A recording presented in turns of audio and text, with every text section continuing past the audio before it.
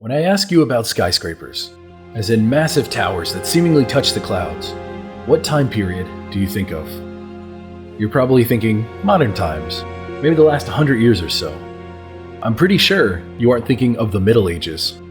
Take a look at this drawing. This is a rendition of the town of Bologna, Italy, during the Middle Ages, and look at how it's filled with skyscrapers. Just look at all those details.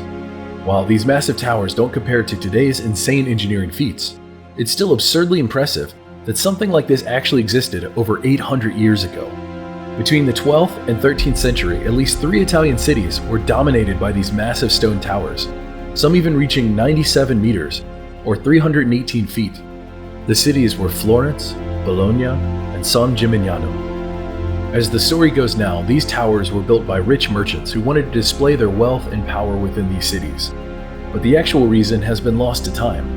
Some say they were defensive structures, others claim that they were hideouts during times of conflict. We really don't know.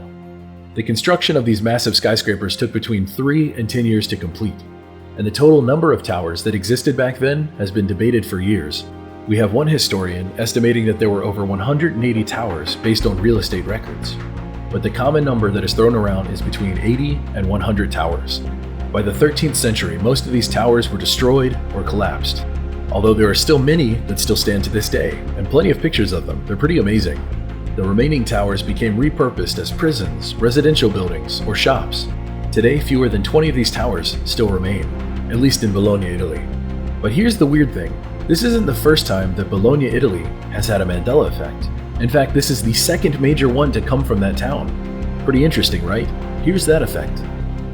The date is August 2nd, 1980. Today is the date of the Bologna massacre.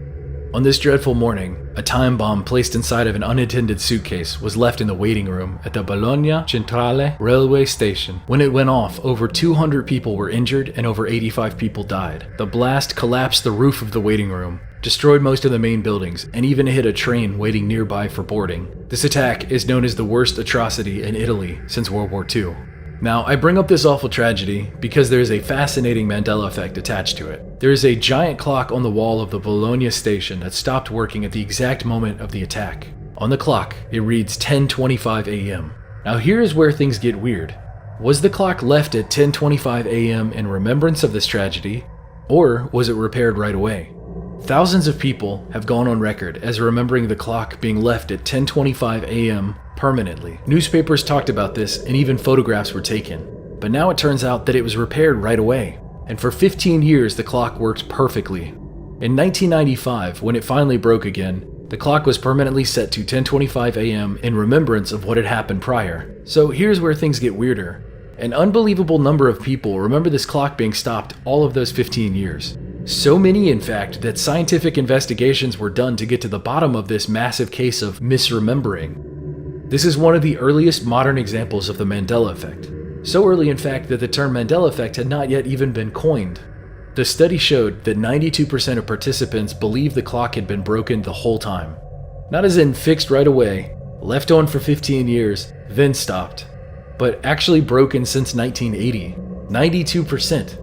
Now, another 79% of participants claim to have personally seen the clock set to 10:25 a.m. And get this, that's 79%? That includes all 21 railway employees. An utterly staggering statistic. Now you're up to date on Bologna's 2 big Mandela effects. Oftentimes, where there's one Mandela effect about a certain place or topic, more are likely to follow. So going forward, keep your eyes on Bologna, Italy. I'm sure something else is going to pop up, and it usually doesn't take that long.